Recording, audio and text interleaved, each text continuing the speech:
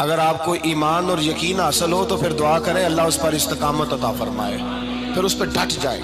نبی پاک صلی اللہ علیہ وسلم نے فرمایا میں اس بات کا خوف نہیں کرتا کہ میری امت کمزور ہو جائے گی، اس بات کا ڈر نہیں کہ پیسے ختم ہو جائیں، نہ یہ خوف ہے کہ بھوکی مرے گی۔ حضور کس بات کا خوف ہے؟ تو نبی پاک نے فرمایا خوف یہ ہے کہ ان کا یقین کمزور ہو جائے گا۔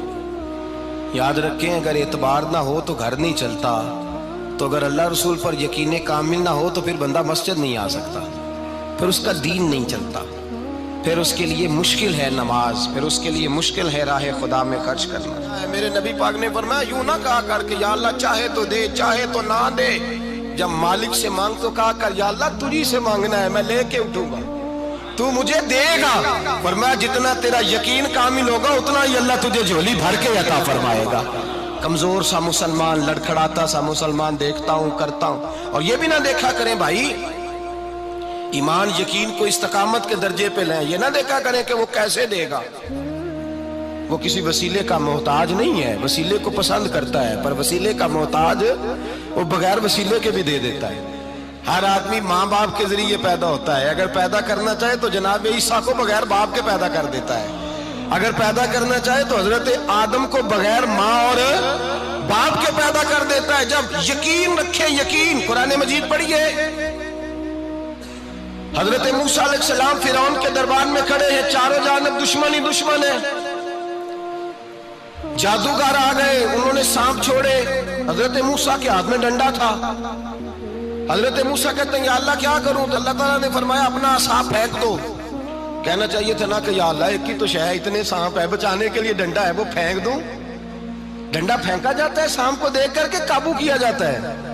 یہ میرا اور آپ کا ذوق ہے نا، لیکن انبیاء کرام کا انداز ملاحظہ کیجئے میرے عزیزو۔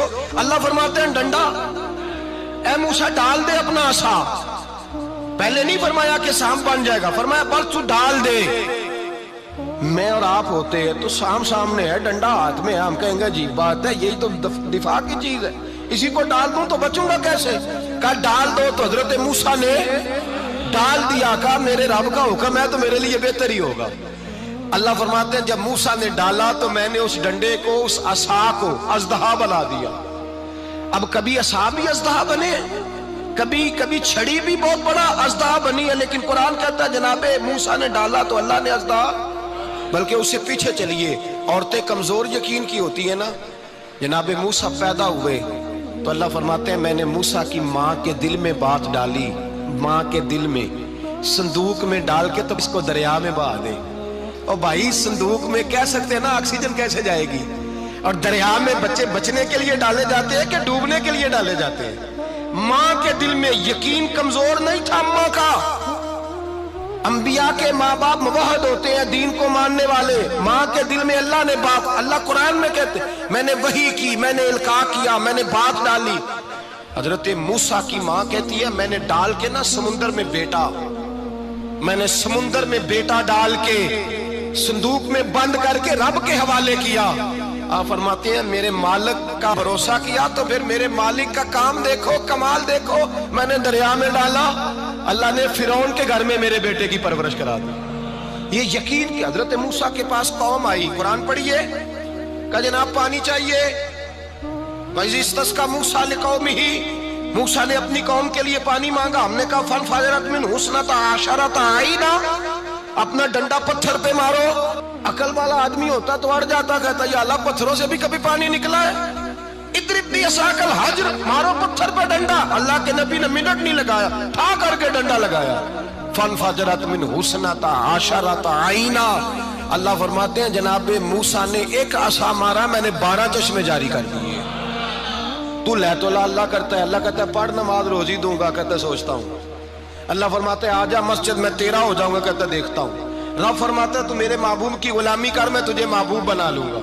تو کہتا ہے تھوڑا بڑا ہو کے داڑھی رکھنی ہے، ابھی سیاںہ ہو کے میں ذرا سرٹیفکیٹ لے لوں اسرائیل سے کہ کتنے سالوں کے بعد آئیں گے، پھر شروع کروں گا۔ پروگرام بنا رہا ہے، ابھی تو ارادے میں ہے۔ اللہ کے پیغمبر کا ڈنڈا، اور اس سے زیادہ آگے بات ہو گئی، پیچھے فوج لگی ہوئی ہے فرعون کی، مجمع ہے، ہزاروں لاکھوں کا لشکر لے کے، تلواریں نیزے، فرعون پیچھے، آگے دریا آ گیا۔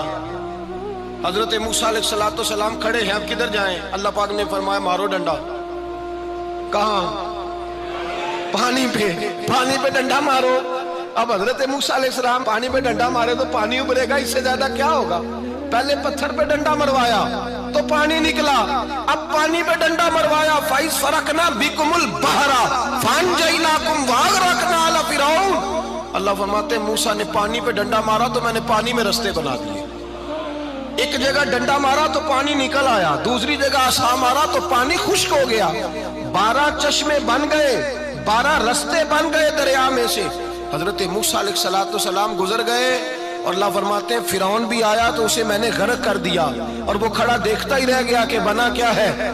جب یقین کامل نصیب ہوتا ہے، اعتماد کی دولت اللہ دیتا ہے، جب انسان کو یہ انشراح صدر ہو جاتا ہے کہ میری نجات خدا کے حکم میں ہے اور رسول اللہ کے قدموں میں ہے، جب اسے یہ انشراح حاصل ہوتا ہے تو پھر نماز کا لطف آتا ہے۔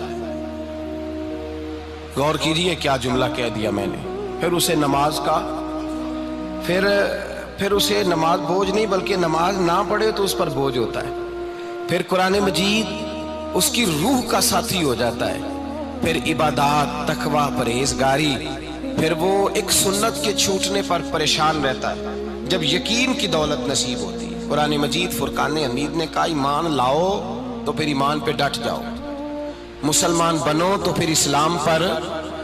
پھر یہ جو کمزوری ہے نا، یہ دیکھتے ہیں، کرتے ہیں، چلتے ہیں، ابھی کل ابھی پرسوں بہانے ہیلے، ابھی میں نماز شروع کرتا ہوں دیکھتا ہوں لا الہ الا اللہ محمد الرسول اللہ صلی اللہ علیہ، جب کسی نے کلمہ پڑھا تو اس پر پورا دین ضروری ہے، پورا۔ اب وہ یہ نہیں کہہ سکتا کہ تھوڑا تھوڑا کر کے آؤں گا۔ یقین کی دولت نعمت ہے۔ اللہ پاک قرآن مجید میں فرماتے ہیں ان الذین قالوا ربنا اللہ ثم استقاموا، جنہوں نے کہا کہ اللہ ہمارا رب ہے اور پھر وہ اس پر ڈٹ گئے، پھر اس پر وہ کہا تو ڈٹ گئے، کھڑے ہو گئے، نہیں اللہ ہی رب ہے، اللہ ہی دینے والا، اللہ ہی مالک، اللہ ہی ہمارا رازق ہے، رب ہی ہمارا سب کچھ۔ جب ڈٹ گئے تو فرمایا تتنزل علیہم الملائکہ، پھر میں ان کی مدد کے لیے آسمان سے فرشتوں کا نزول فرمایا کرتا ہوں۔ فرشتے کیا کہتے ہیں؟ اللہ تخافوا ولا تحزنوا، غم نہ کرنا، خوف نہ کھانا، وابشروا بالجنۃ التی کنتم توعدون، ہم تو تمہیں اللہ تبارک و تعالیٰ کی اس جنت کی خوشخبری دینے آئے ہیں جس کا رب نے تمہارے ساتھ وعدہ کیا ہوا ہے۔ پھر فرشتوں کا نزول ہوتا ہے، لیکن شرط کیا ہے کہ ایمان لائے، اور پھر ایمان پر پھر یہ نہ سوچے کہ وہ کس طرح دے گا، وہ کیسے عطا کرے گا، وہ میری مدد کس طرح کرے گا، نظام کیسے چلے، ڈٹ جائے، کہے میرے اللہ کا حکم ہے تو میں نے حلال ہی کھانا ہے، میرے رب کا حکم ہے تو میں نے تھوڑے پہ ہی گزارا کرنا ہے، میرے مالک کا حکم ہے تو میں نے اپنی جیب دیکھنی یا دوسرے کی نہیں دیکھنی، میرے رب کا حکم ہے تو میں نے اس کی اطاعت میں رہنا۔ جب ڈٹ جائے گا اللہ کے احکامات پر، جب ڈٹ جائے گا تو اللہ فرماتا ہے پھر میں تیری مدد کے لیے فرشتوں کا نزول کروں گا۔ نبی پاک صلی اللہ علیہ وسلم نے فرمایا 2 دولتیں اگر کسی کو اللہ دے دے تو سمجھے اللہ نے اسے دنیا کی سب سے زیادہ دولت عطا فرما دی۔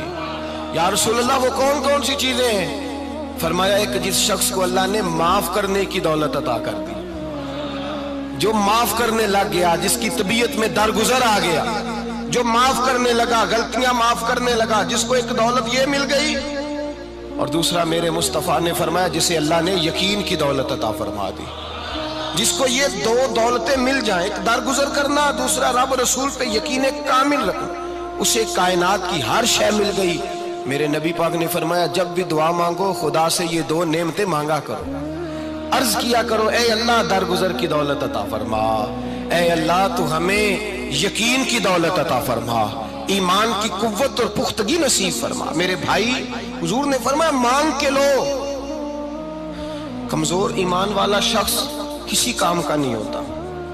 جس آدمی کے ذہن میں شک کا بیج ایک دفعہ جنم لیتا ہے وہ آدمی تو غلام سے بدتر ہے، بے کیف سجدہ، روٹھی روٹھی سی عبادت، اس کی زندگی کیفیات سے خالی ہے۔ جس شخص کو پتہ چل جائے نا لوگ میرے مخالف ہیں، اس کا تو سجن رہتا ہی کوئی نہیں۔ اصل بات یہ ہوتی ہے کہ یہاں سوچ بیٹھا ہے کہ دنیا میرے خلاف ہے، یہاں مخالفت یہاں بیٹھ گئی ہے، دو بندے باتیں کر رہے ہیں تو پریشان ہے، میرے خلاف ہی لگے ہوئے ہیں، میری ہی بات ہو رہی ہے، کیونکہ اصل تکلیف کہاں ہے؟ اور اگر یہاں یقین کامل ہو گیا نا کہ سارے مجھ سے پیار ہی کرتے ہیں، تو پھر دو بندوں کو بات کرتا دیکھیں گے تو یہی سوچے گا میری تعریفیں کر رہے ہیں۔